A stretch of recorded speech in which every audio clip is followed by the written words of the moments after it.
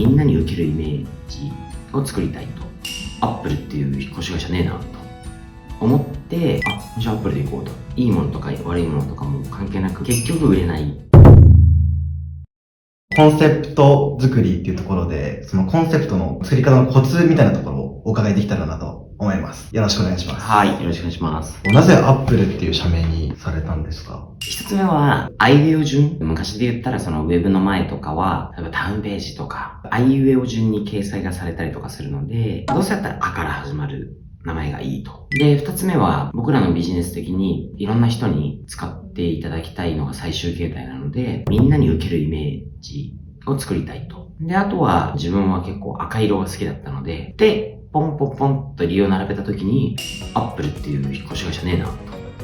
思って、じゃあアップルで行こうと。最初の決めた理由はもうそんなぐらいですね。もう瞬殺で決まりました。そうなんです。はい。最初はだからそんな感じで簡単に決めたんですけど、結果振り返ってやっぱ良かったなとか、何がうまくいったのかっていうのを振り返ると、男性とかも多いと思うんですけど、やっぱりこう、かっこいい方がいいとか、いろいろ考えちゃうじゃないですか。この名前の意味はとか、すごいやっぱ考えちゃうわけですよ。もう全然いらなくて、やっぱり覚えられやすい、大衆向けというか、で、どういうイメージを作りたいとかっていうのを徹底的にやっぱりそのユーザー目線みたいな形で考えられた方がいいと思いますよね。失敗パターンで言うと、こだわりすぎてよくわからない名前になっちゃうとか、かっこつけすぎてかっこいいけど、でみたいな。そういうことがやっぱ出ちゃう方が後で困るかなと思うので、とにかくだから分かりやすい、イメージがいい、覚えやすいとか、これを徹底的にやっぱりそのユーザー目線というかターゲット目線で考えられることが重要かなと。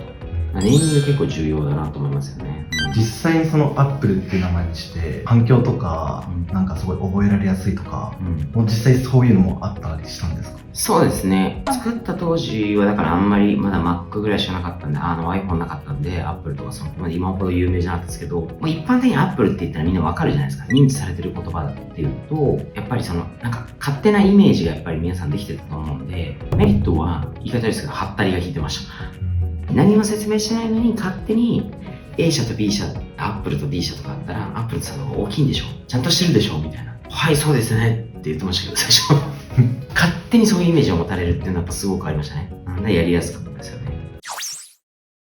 やっぱそのイメージ戦略みたいなところは考えてもう行動されてたって感じなんですか？最初はそんなに深く考えてないですけど、途中から当然いろいろそういうのを考えるようになりましたし、結果それができてたんだなっていうのはいっぱいありますよね。コンセプトみたいな話でいくと、ネーミング結構大事。何をしたくてとか目的もちろんですけど、ターゲットが誰かみたいなのはちゃんと深く考えて、そのターゲットから見て、すごいニッチで、ターゲットも本当ここに限られたこの人だっていうのはその人の立場に立って、そのネーミングとか、売り出し方を考えればいいと思いますけど、とにかくターゲット定めないと、あれも欲しい、これも欲しいなって欲張って、右往左往して、結局売れない、いいものとか悪いものとかも関係なく見られない、分かりにくいってなりがちなので、ターゲットをちゃんと定めた方がいいですよね。社名とか、あとはロゴとか、あとはキャラクターとかもあるんですけど、それを考える中で、どうやってコンセプトは考えていけばいいですかね？とにかく誰がターゲットなのかと、セグメンテーションとターゲティングをちゃんと決めると。幅広くっていうんだったら、だから大衆ですけど、どこからどこみたいな。ニッチに行くんだったら、ここの人みたいな。なるべく絞れたら絞った方がいいですよね。どういうセグメンテーションがあって、どこをターゲティングするのか、でどういう自社がポジショニングを取るのか、みたいなことをちゃんと考えて、それが決まったら、そのターゲットに響くには、自社のポジショニングはここに取りたいから、こういう風なイメージを持ってもらうためにはって考えた上で、ネーミングから、イメージから、ネーミングだったらその名前で表現ですけど、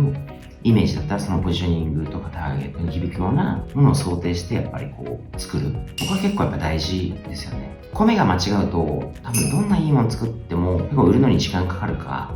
売れないかってなるんで、最初の部分を間違えないようにやるのがやっぱ重要なのかなと思いますかね。それができれば結構問題解決されて、それこそじゃあそういうセグメンテーションされてターゲットが決まって自社のポジショニングどういうポジショニング取るんだよって決まれば、じゃあそれに合ったように社名考えて、そういうイメージ持ってもらうためにロゴも考えて、なんならそういう人たちがどういうニーズがあるのかとかを本当にお客様、その相手のターゲットの立場に立って考えてってことを順序を追ってやっていけば、あとは最後いいものだったら全然売れると思うんですよね。その最初のコンセプト作りははい結構、そのモンジ社長は苦労とかしなかったですか？結果振り返ると、結果、なんとなくやってたことができちゃってたんですよ。ああ、はい。でもやっぱり途中からちゃんと考え出して、セグメントは何がやるのか、ターゲットはとかって、型にはめて考え出すと考えやすいというか、あとはまあ多面的にやっぱ見る。自分の考えだけだと決めつけが入っちゃうんで、いろんな人の話聞いたりとか、それこそ他社だったらどういう戦略をそうやって取ってるのかとか、お客様の立場からしたらセグメンテーションこれで正しいのかとか、ちゃんと現場の声拾ったりとか、割とでもそれ楽しい、やってるとちゃんと楽しいんで、苦労っていう感じはあんまないですけどね。ちなみになんですけど、コンセプト作りって一人で考えるべきなんですかね？センスがない人は一人で考えた方がいいですよ。あセンスがある人は一人で考えてもいいと思いますし、でも結局一人で考えたとしても、それを本当にそうなのかっていう市場調査みたいなのとか、ヒアリングは、まあ当然一人じゃできないんで、いろいろ手伝ってもらいながらやったりとか、協力はしてもらった方がいいと思いますけど、僕の場合は、まあ正直アイデアマン的な要素はあるので、一人で考えた方がサクサクなんかこうなりますけどね。で、昔あんまり何もないから一人で考えながらってなってましたけど、今はこう、チャット GPT とかでこうなんか会話相手がいるから、そう、キャッチボールしながら、結構一人で考える方が僕はある程度固まってから他の人に投げたりとか、ヒアリングしたりとかして固めていく方が僕はやりやすいですけどね。もうこれは人のタイプによると思いますけどね。じゃあ今のアップルさんのこうコンセプトのところは割とモンジ社長が結構もう自分一人で考える。そうですね。はい。なるほど。ありがとうございます。このコンセプトを最初に考えて、ちょっとこうやっていく中で想定と違った時に、そのコンセプトの変えるタイミングとか、どう変えていくかみたいなのがどうやって考えてたりしますか？別に内容はそんな変わらないんだったら、さっさと変えちゃえと思うんですよ。誰も気にしないから売れてないんだか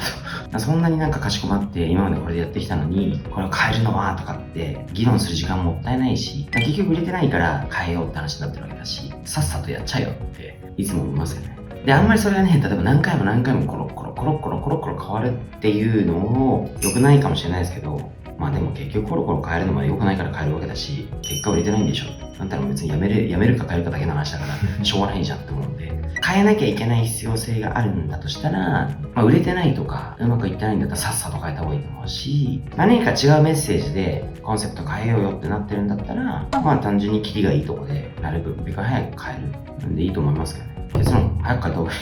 変えるんだ早く変えた方がいいんじゃないかと思いますけどね。誰もそんな見てないですよ。自分だけと思いますけどね。ちょっと最後になるんですけど、モンジ社長が考えるその売れるコンセプトっていうのは、まとめてどんなようなものでしょうか？やっぱりちゃんと本当にセグメントして、ターゲットをちゃんと決める。で、ポジショニングを決める。自社の立ち位置をちゃんと決めると。でそれがやっぱ名前とか、イメージを作っていくことになるんで、多分本当にこう、ターゲット、ポジショニングいうのが一番大事だというところと、相手のユーザーの立場に立つ。これなかなか言っても難しいんですけど、徹底的にやっぱそこを立てるかということがやっぱりポイントなんだろうと思ってます。なるほど。ありがとうございます。